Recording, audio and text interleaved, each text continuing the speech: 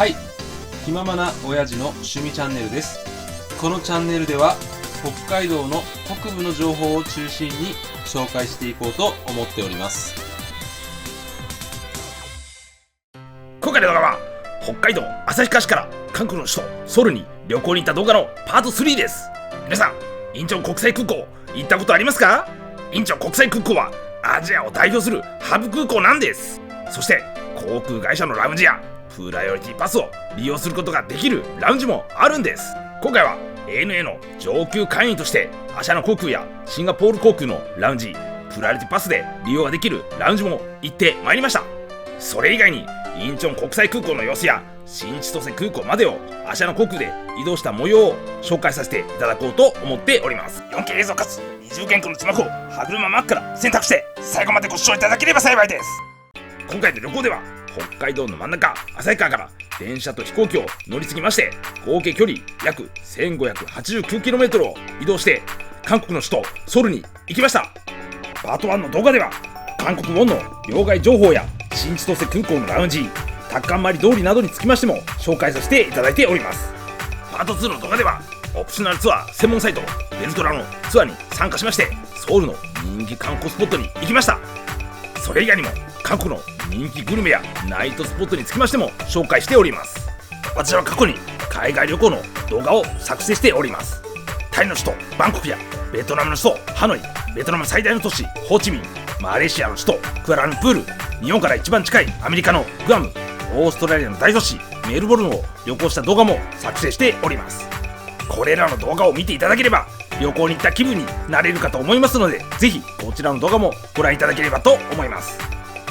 今回の旅行で宿泊しましたトンデムンの近くにありますソウル N ホテルトンデムンを早朝のバスに乗るためチェックアウトしました。私はインチョン国際空港に行くため空港リムジンバスに乗りました。私は東名駅からインチョン国際空港第1、第2ターミナルまで乗車しました。東名駅から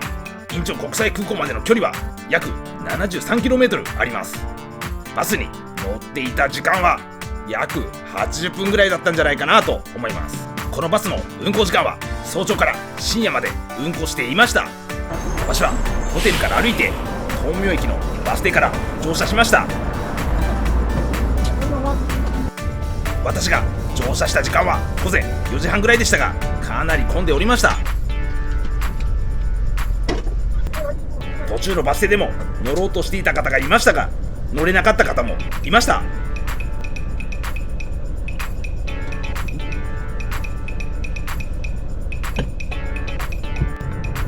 東名駅から70分ぐらいだったと思いますが、インチョン国際空港に到着できました。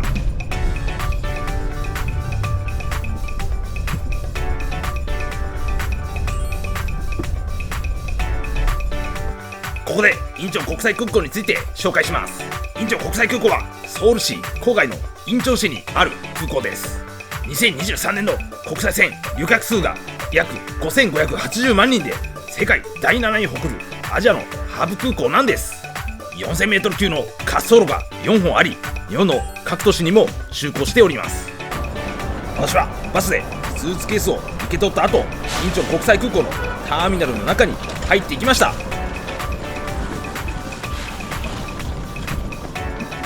私はターミナルの中に入って最初にフライトボードを見に行きました。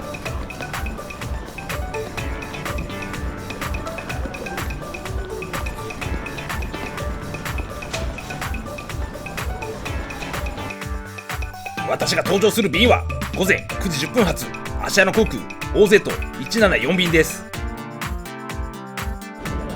私はフライトボードで自分の搭乗する便を確認した後、B のチェックインカウンターに向かいました。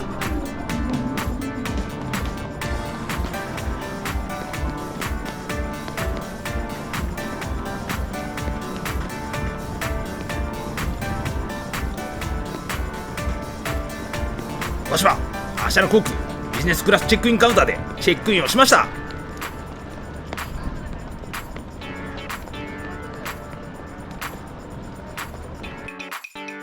チェックインをした後、出国審査場に行きました。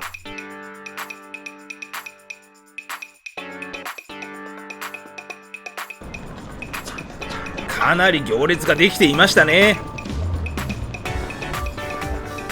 こちらで手荷物検査と出国審査をしました。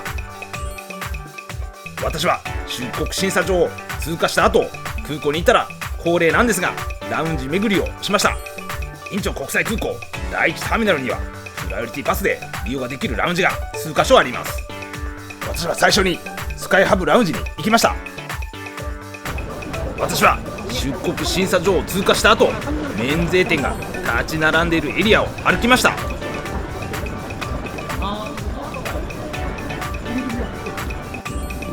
モンプレールやシャネルなどの高級ブランドのお店もありました。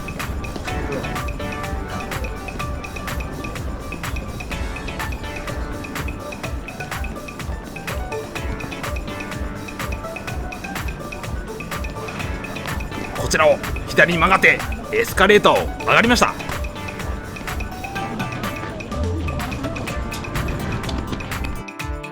エスカレーターを上がった後、さらに歩いていきます。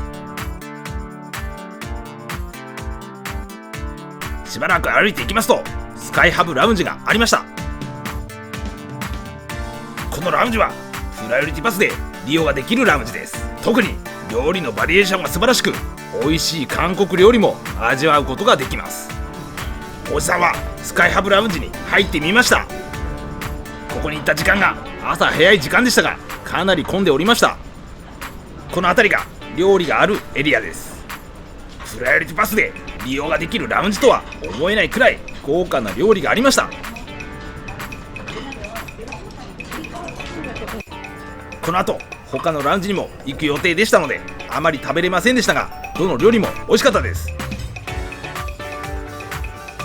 次に紹介するラウンジはマティナラウンジです。こちらのラウンジもプライオリティパスで利用ができるラウンジだったんですが、おじさんは時間がなくて行けませんでした。他の方のブログなどによりますと、スカイハブラウンジよりもさらに料理のバリエーションが素晴らしいようです。ここでインチョン国際空港第1ターミナルで ANA の上級会員などスターアライアンスゴールド会員が利用できるラウンジを紹介します。アシアナビジネスラウンジとシンガポール航空のシルバークリスラウンジがあります。最初にアシアナビジネスラウンジを紹介します。アシアナビジネスラウンジは ANA などのスターアライアンスの航空会社のビジネスクラス以上の搭乗者もしくはスターアライアンスゴールド会員が利用することができます。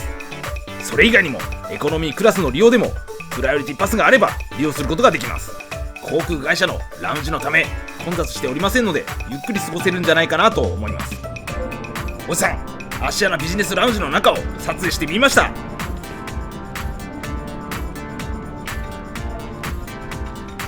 先ほど言ったプライオリティパスのラウンジに比べて席の間隔とかゆったりしていましたね。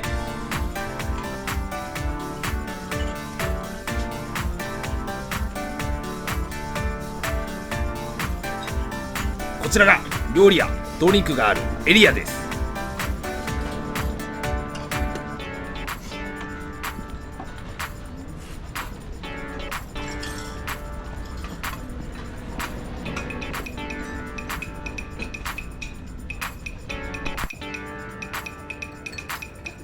私が今回こちらで食べた料理です。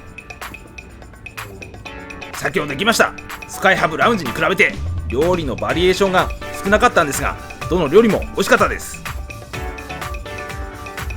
次に紹介するラウンジはシルバークラスラウンジです。このラウンジはシンガポール航空のビジネスクラスラウンジです。 ANA などのスターアライアンスのビジネスクラス以上の搭乗者もしくはスターアライアンスのゴールド会員も利用することができます。アシアナ航空のラウンジよりも料理が美味しいと思います。ラウンジ自体は少し狭いですが混んでいないので個人的にはおすすめなんじゃないかなと思います。ラウンジの中の様子です。バーカウンターもありました。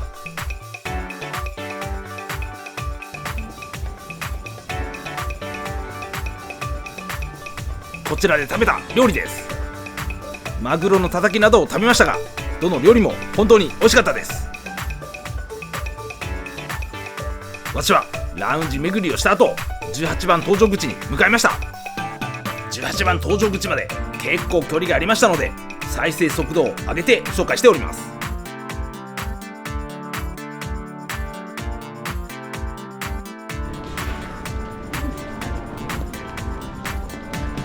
すでに18番搭乗口の周りには乗客がたくさん待っておりました。はい、定刻午前9時10分発札幌新千歳空港行きアシャナ航空 OZ174 便搭乗開始します。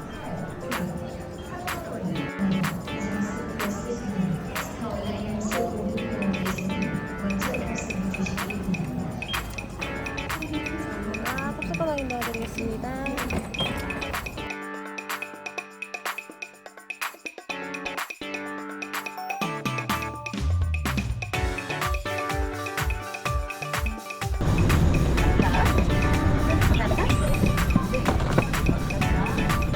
私はエコノミークラスの窓側席に座りました。インチョン国際空港からの離陸の模様を映像だけでなく音声も入れております。ここからおじさんのナレーションを入れませんので、アシャナ航空 OZ174 便が飛び立つ模様をご覧ください。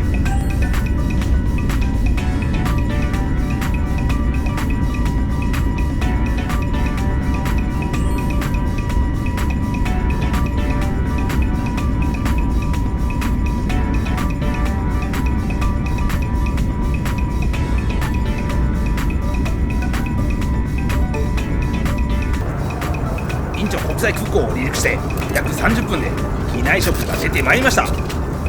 おじさんはラウンジでかなり食べたのでお腹いっぱいだったんですが、こちらの機内食も美味しかったので食べちゃいました。北海道の上空を飛行しておりましたが、11月下旬でしたが雪が見えました。インチョン国際空港を離陸して約3時間、区間マイル870マイル、アシャナ航空 OZ174 便札幌新千歳空港に到着することができました。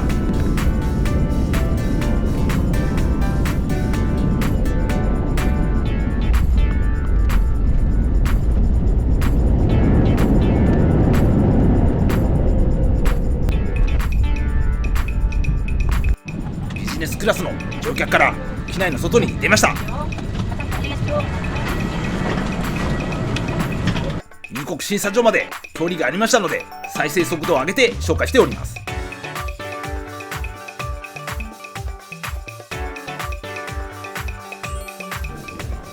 こちらを左に行きますと入国審査所がありました。おじさんは無事に入国審査を通過してスーツケースを受け取るため手荷物受け取り所に行きました。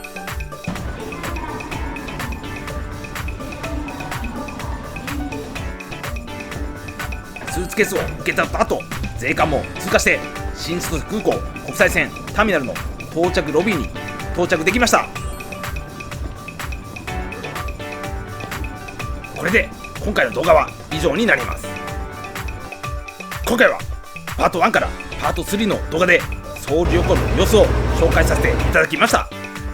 今回のソウル旅行の模様のダイジェスト映像をご覧いただきながらエンディングにさせていただきます。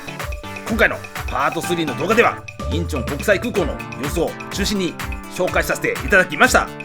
その中でプライオリティパスで利用ができるラウンジでは混んでいましたが、そこで食べた料理は今まで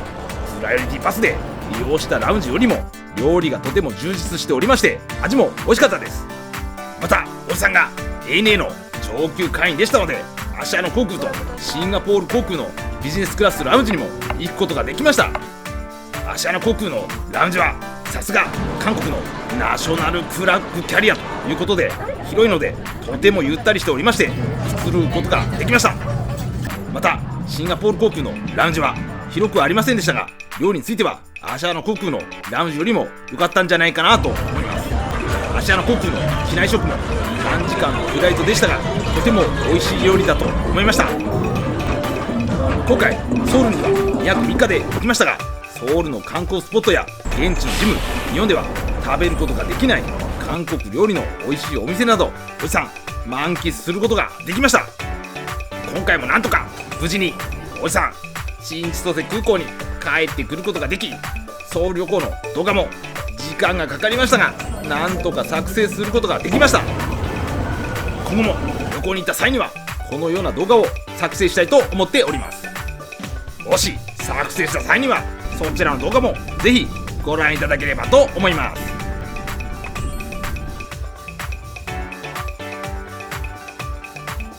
今後も北海道の北部の情報を中心に紹介してまいりますので、チャンネル登録よろしくお願いいたします。